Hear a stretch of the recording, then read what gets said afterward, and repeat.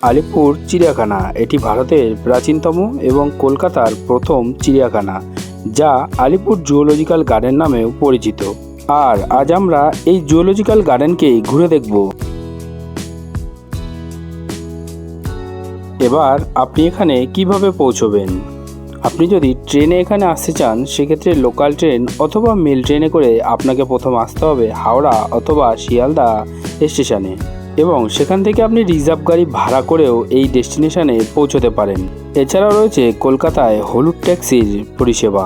এছাড়াও রয়েছে বেশ কিছু বাস পরিষেবা, যার মধ্যে বেশ কিছু উল্লেখযোগ্য বাসের নাম হাওড়া থেকে আমি দিয়ে রাখলাম এখানে।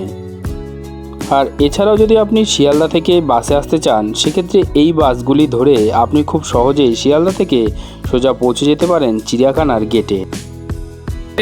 কলকাতার এক অন্য ডেস্টিনেশনে, তো আলিপুর চিড়িয়াখানাতে। তো এখানে টিকিট কেটে ভিতরে এন্ট্রি করে নিয়েছি।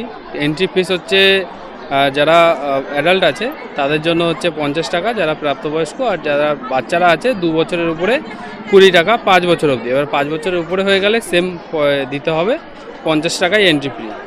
এবার প্রথমে আপনি এখানে এন্টার করলেন, এন্টার করার পরে আপনাকে এদিকটাতে কিন্তু এই ম্যাপটাকে প্রথমে দেখতে হবে। ম্যাপটাকে দেখে দেন তারপরে আপনারা কিন্তু সামনের দিকে আগে যাবেন। তো আমরা এই ম্যাপটা দেখেছি, প্রথমে এবার সামনের দিকে এগোচ্ছি।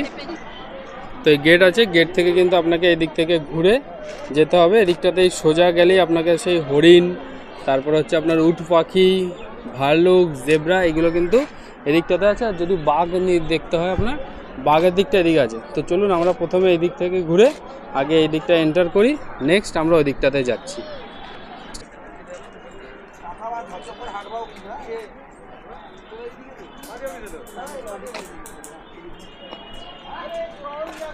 এই দেখুন, এই বোর্ডগুলো যে থাকবে, এই বোর্ডগুলো আপনাকে ফলো করতে হবে। তো এখানে আছে হচ্ছে হরিণ, ভাল্লুক, আর হচ্ছে আপনার বন মানুষ। তো এই আমরা এই সোজা এদিকে গেলে কিন্তু ওইগুলোকে আমরা দেখতে পাবো। সবসময় যখনই আপনারা এখানে আসবেন, তো প্রথমেই বোর্ডগুলোকে ফলো করবেন। যে বোর্ডগুলো আপনাকে দেখতে হবে যে কোন দিকে কোন অ্যারো আছে, সেই দিকে সেটা এগিয়ে গেলে আপনি ওইটাই দেখতে পাবেন। এরপর আমরা প্রথম দেখে নিলাম জেব্রা। এখানে 3টি জেব্রাকে খুব সুযত্নশীলভাবে রাখা রয়েছে। আর এই জেব্রা দেখা কমপ্লিট করে সামনের দিকে একটু এগিয়ে গেলেই আপনারা দেখতে পাবেন বড় বড় দুটি গ্রিন এলিগেটর।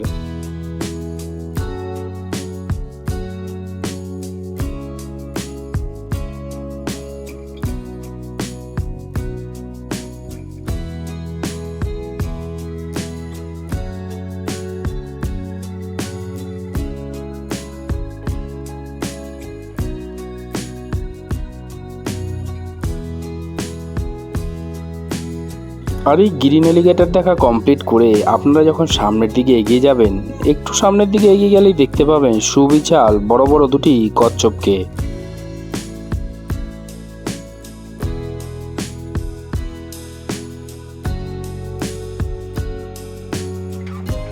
আর এই কচ্ছপ দেখা কমপ্লিট করে আর একটু সামনের দিকে এগিয়ে গেলেই আপনি দেখতে পাবেন বিভিন্ন প্রজাতির বিভিন্ন রকম হরিণ।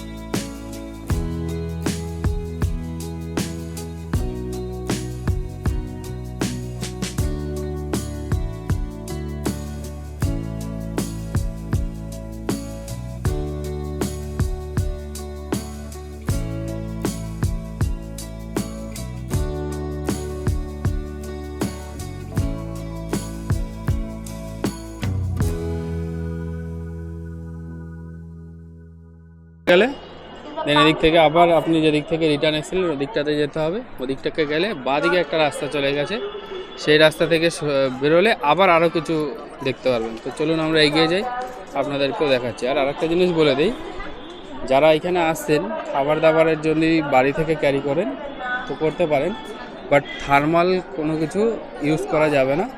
বাদবাকিটা আপনারা এখানে এসে এরকম খেতে পারেন। এই যে সাইড থেকে লোকে বসে আছে, অবশ্যই পাখিদেরকে কোনো রকম বা কোনো জীবজন্তুকে কোনো রকম ডিস্টার্ব করবেন না, সাইলেন্স মেনটেন করবেন, কোনো রকম খাবার দেবেন না এদেরকে, এগুলো প্রোহিবিটেড, এগুলো পুরোভাবেই নিষিদ্ধ, তো এগুলো কিছু করবেন না। এরপর এই রাস্তা দিয়ে একটু সামনে এগিয়ে আসলেই আপনি দেখতে পাবেন সুবিশাল এক ভাল্লুককে।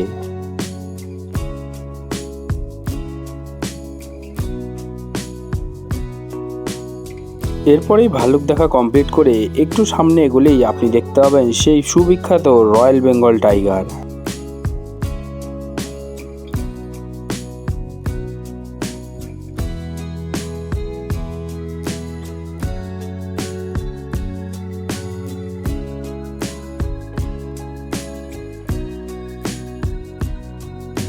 আর এরপরেই বাঘ দেখা হয়ে গেলে একটু সামনের দিকে আগিয়ে আসলেই আপনি দেখতে পাবেন বিভিন্ন প্রজাতির পাখি। আর এই পাখি দেখা সম্পূর্ণ হলে একটু সামনে এগোলেই দেখতে পাবেন সেই সুবিশাল হাতি। এগুলো সামনে আসতে হবে আপনাকে, আর ঠিক এই সাইডটাই কিন্তু হচ্ছে আপনার এন্ট্রি গেট, আর এই সাইডটাই যে আছে এই সাইডটাই কিন্তু এক্সিট গেট, এটা থেকে আপনাকে এক্সিট হতে হবে। তো পুরোটা ঘুরে আবার আমরা এই এক্সিট পয়েন্টে এসে গেছি, তো এবার এইখান থেকে আমরা এক্সিট থেকে বেরিয়ে যাব। তাহলে আজ এই পর্যন্তই, দেখা হবে আবার অন্য কোথাও অন্য কোনো ব্লগে। ততক্ষণ ভালো থাকবেন, সুস্থ থাকবেন আর দেখতে থাকবেন ট্রাভেলার নন্দ।